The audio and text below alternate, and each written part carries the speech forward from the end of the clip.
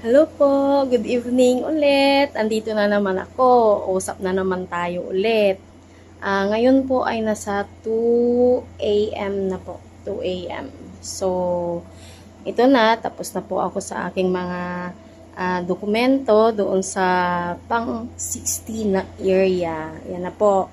Ready to submit na po siya. So, dahil ready to submit na po siya, dito na naman po ako nagbumaling sa pakaso. Dito po sa mga area po na sila po ay dinemolished without a court order.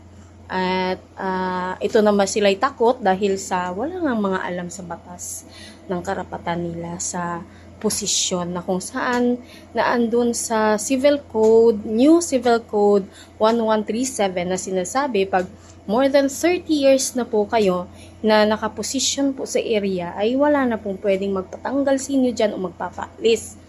At naayon din po sa batas ng EPRA 8371 na ikaw po ay isang tribo, so ikaw po isang may-ari. So, kailangan lang po natin mapatibay po yung batas. Kaya lang po, itong mga pakaso po na ito ay napakadami na po naming na-submit sa Ombudsman, DILG, at sa RTC po. Sa RTC po ay na-dismiss po lagi o matagal po yung sagot o talagang hinuhold din po para hindi po ma-aksyonan yung batas. So, hindi ko rin po alam kung ang nakaposisyon po sa government employee o mga government po na nakaposisyon po ay di ko lang din po alam kung alam po nila ang mga batas or talagang sadyang ayaw lang po nila sabihin may alam sila o sundin yung batas kasi nasanay po sila na ang batas po ang sumusunod po sa kanila. So, ngayon po ay tatalakayan po natin yung batas na hindi ko po alam kung alam po nila pero I know alam ko kasi alam po nila kasi nasa posisyon po sila eh. Di naman po sila pwedeng ilagay sa posisyon pag wala po silang alam. So, sa dami po ng mga batas na naukol na aksyonan at naaprubahan ng Government of the Philippines, alam po nila yan. So, sa every department, alam po nila yan. Kaya lang, ayaw po nila sundin kasi nasanay po sila na ang batas po ng Pilipinas ang sumusunod po sa kanila. Dito po kasi sa Section 2 ng EPRA 8371 na sinasabi, Declaration of State Policies. So, ang state policies kasi it means, ang sino po ba yung state? State kasi mga government employee o mga government workers, mga taong gobyerno na nagtatrabaho sa government, ganun po. So, like sample po ng kapitan, mayor, gobernador, congressman, basta nasa trabaho po sila ng sangay po ng gobyerno ng Pilipinas.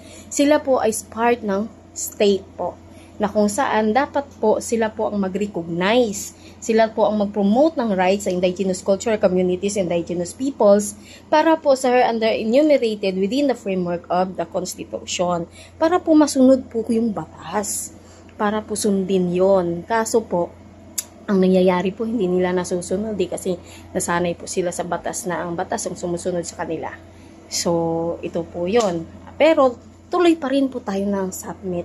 Hindi po natin alam na malay mo magkaroon din tayo ng equal justice. Basta tuloy lang po tayo, wag po tayong sumuko. Dahil hindi naman po lahat na nakaupo sa posisyon po ng mga department po ng government ay pari-parehas po na walang alam o talagang sila pong gustong sundin ng batas. Mayroon din pong nakaupo na talagang sinusunod din po ang batas at naglilingkod din po sila na naayon sa batas. Kaya sa susunod na naman po, tayo po ay mag-usap ulit pag ito po ay na-submit na po namin at ito po kung ano pong magiging resulta ulit ito.